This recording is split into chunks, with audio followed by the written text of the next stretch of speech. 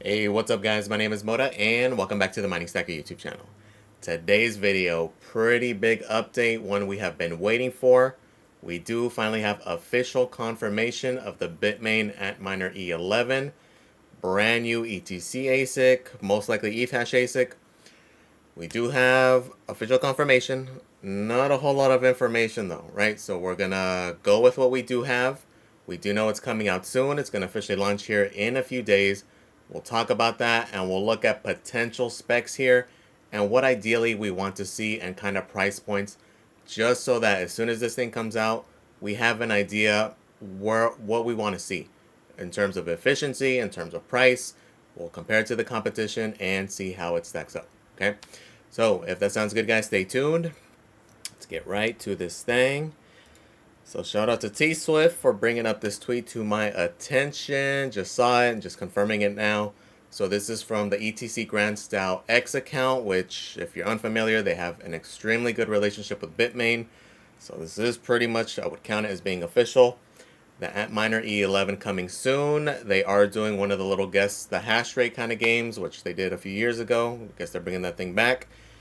Because, like we've been speculating, expect these next few months to have new releases, right? This is the E11. Don't be surprised to see a K9, a KA5, etc., etc. Okay, so this guy is here. The only thing we do know is the wattage, right? So 2,340 watts, which is very similar to the existing E9 Pros. We are going to find out here in a few days. So January 20th, we should have the full specs. So expect another video kind of confirming what we saw, okay? So although it is very limited, we can start kind of looking at guesstimates. Like we can compare it to the competition. If we're knowing the wattage, we can kind of see, okay, what kind of efficiency do we want to see if it's going to be competitive with any of the existing units.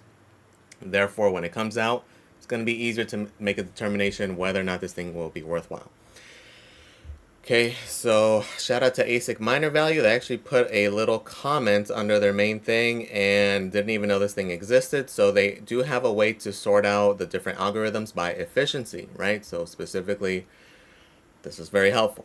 Okay, so ideally what we would like to see, because obvious competitors, really the only competitor coming up currently, it's two of them. One is the Bombax Miner, the EZ100, because they do have the bigger unit, as well as the iPolo V2. Okay, yes, there's the Jazz Miner, the X44P, but even they have it listed as June 2025. The listing we found on Jingle Mining was kind of confirming that same area. As a matter of fact, they were saying Q3 2025. The fact that we haven't really heard anything, we're halfway through this month, kind of leading me to kind of go on that same mindset, right? Hopefully maybe it does come out sooner because the efficiency is great. But again, that far out, I wouldn't even compare it, right? So we're going to compare it to those existing units.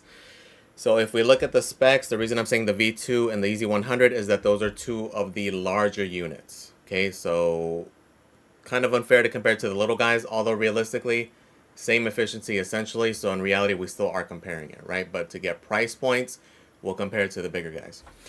First up, which would be the most ideal because it's currently the best that's going to be available here soon. It's not available now, but it should be here pretty soon. The V2Hs are available now. The V2, which is the larger unit, currently is not. So specs on this guy, it is less wattage, right? We do know that the E11 is going to be 2340. This guy is 10 gigahash at 1500 watts. Okay, so a 0.15 efficiency.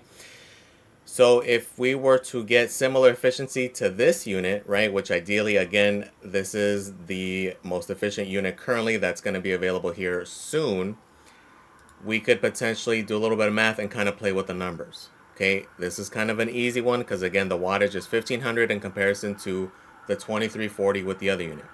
We're just going to do easy math, easy comparison.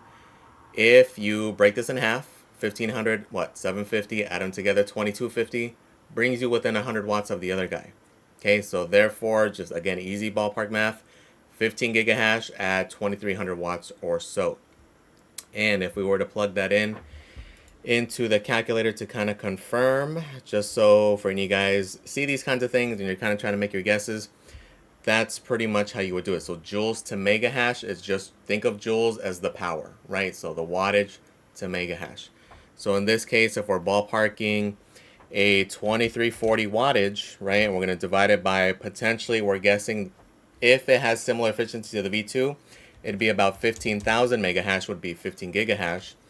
That gives us our 0.156. Okay, so this kind of gives us a ballpark. If it's in this range, we know it's going to be competitive to the V2. Now we're going to have to see price point. Price point is going to be a big deal. Although form factor, this is definitely more ideal.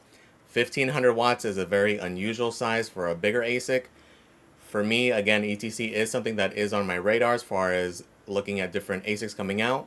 Specifically, I'm a much bigger fan of the larger units because I can have them outside of the house. Okay, it's dependent on your situation. Just for me personally, I have a good setup in the garage. I like having everything out of there, nothing in the house, heating this hot ass house up even more. Okay, so for me, if this guy is similarly priced, similar efficiency to it, this would be much more appealing all day.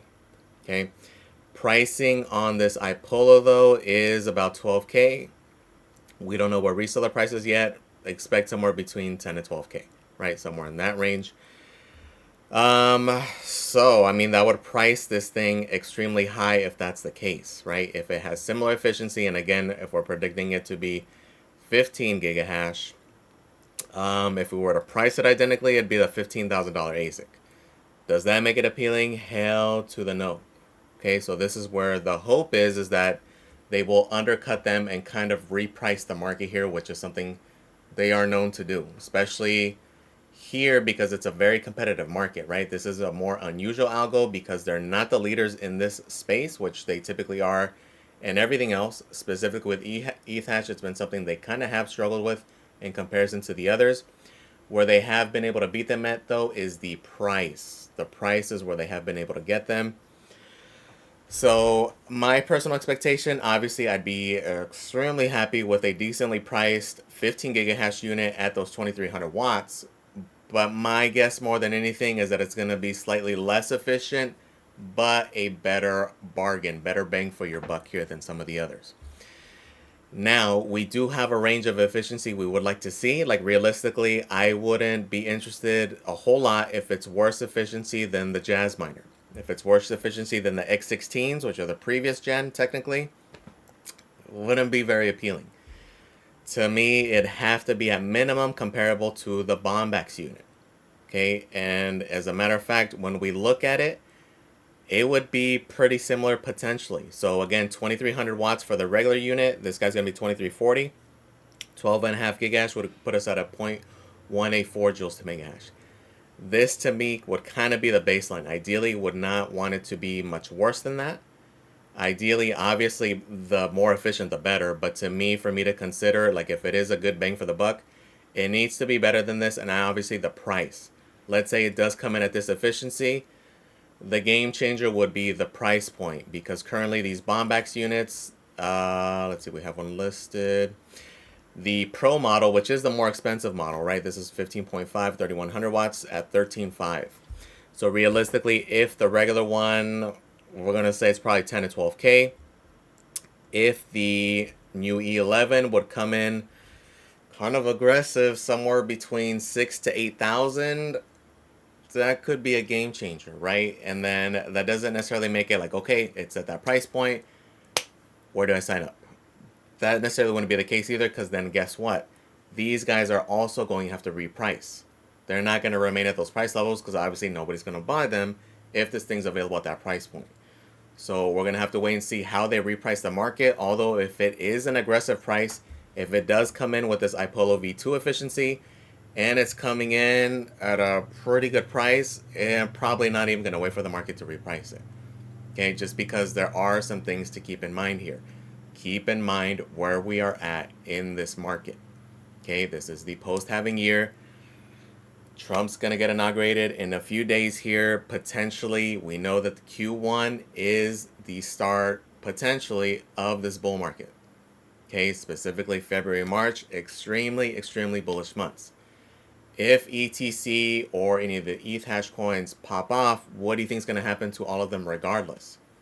They're all going to go up in price if that profitability is able to keep up. Okay. So that would be the risk factor that, oh, you know, it came in good. I'm going to wait for the market to reprice. But then 2 weeks from now, everything doubles, triples, which again, in this climate, anything can happen. You have to factor that in. The inverse can also happen, maybe because we're all expecting it. Maybe the market dumps. Maybe prices do go down. You have to look at the numbers. Once we have specific numbers, we can really do good ROI calculations and to see if this thing will be worth it. Okay, but again, for me specifically, I'm looking at a decent price target of 5 to 8K would be extremely ideal, even if it's not as efficient. It just really depends on the specs, right? We really have to wait for the specs. But again, ideally, I want to see it at worst be comparable to the EZ100. Ideally, even if it's at V2 or better, awesome. Obviously, we do have to wait for or take into account the Jazz Miner unit. Kinda. The problem is, again, it's not releasing so far in the future, which at that point, come June, if we are, you know, booming by then, the price is going to be out the door anyway. What's appealing here is that it's kind of a pre-pump, right? They haven't really pumped massively like some of the others.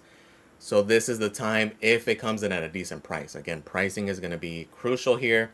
We're going to have to wait and see what Bitmain strategy is going to be. Even if you're not interested in this ASIC, the pricing of this unit is going to be pretty important because it's going to kind of tell us what their plan is for this next quarter for any other altcoin ASICs. Is their strategy going to be to come in and reprice the market, kind of like get rid of all these guys? Because at this point, if it comes in aggressive, it can kill the Bombex unit, it can kill these brand new iPolo units in one fell swoop. Or are they going to be greedy and kind of price it above or pretty much comparable, maybe a little bit more? We're going to have to wait and see. But depending on how they price this, it's going to kind of give us clues as to how the future ones will also be priced. Okay, because this is where it's anyone's guess. Because they've done both sides. They've come in sometimes extremely greedy and priced things at extreme prices, right? Which we've seen with like the KS5s, the AL3s, etc., which did backfire on them. So hopefully they did learn their lesson. My guess, their best strategy here is to reprice this segment. Come in aggressive and they can kill them off just like they did 2 years ago with the initial KA3 and the K7, where they essentially murdered Gold Shell for an entire year because they decimated all their units. So again, for them to do that, even if it's not as efficient as those, if they get fairly close and they kill them into the price to hash, it can still have the same effect, right? Because technically, even when the E9 Pro was out, remember that thing debuted at, I think it was like $1,200. Okay, nobody really got it at that price though because the FOMO kicked in and people were paying double, triple. But there is a possibility for them to do something similar and kind of reprice things. Okay, so this is going to have potentially a huge effect on the market, or maybe not. Again, maybe they just price it in line with the other units, and if they do, it's going to be a shame because for me, I would definitely not be too interested in it, right?